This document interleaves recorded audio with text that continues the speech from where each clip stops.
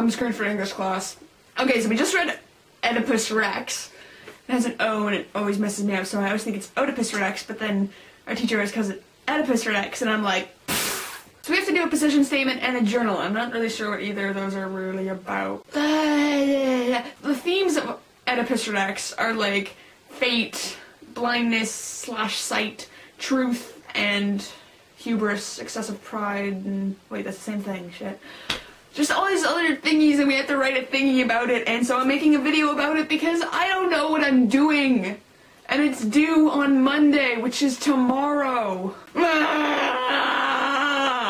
Well, the journal is. The position statement is due on Tuesday. I always get this 2 days confused. They both start with a No, they don't. They both start with a T.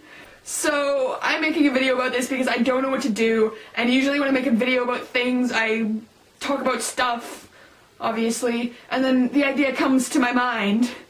I don't really have an idea, except for I have a belief that fate and destiny are two different things, and they can only be equated when fate is accepted. So your fate becomes your destiny, if that makes any sense.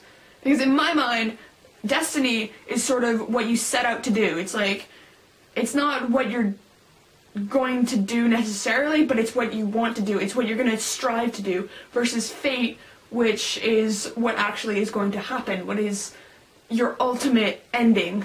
And when you accept your fate, then your fate becomes your destiny. That's basically what I have in one paragraph for my journal. I still don't know what I'm gonna do for my position thingy.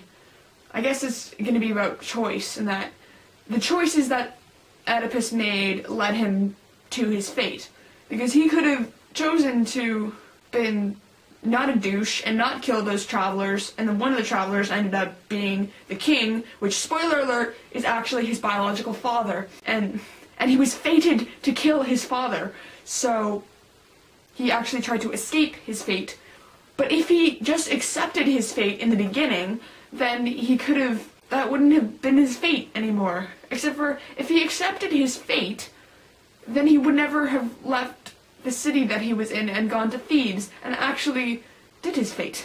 So what I'm trying to say is, I guess if Oedipus had Asperger's syndrome, then he wouldn't give a shit about killing his parents and marrying his mother, because he would be too socially awkward to realize. I still don't really know what I'm doing. I don't even know what I'm talking about anymore. I know the story of King Oedipus, or Oedipus Rex, or whatever the fuck the actual play is called. I'm a little bit confused about that, but I know the story! I know the story, and that's about all I know, because when somebody says to, like, pick out the context and pick out the emotions that the characters are feeling, I'm completely lost. I have no idea what I'm doing. Somebody help me!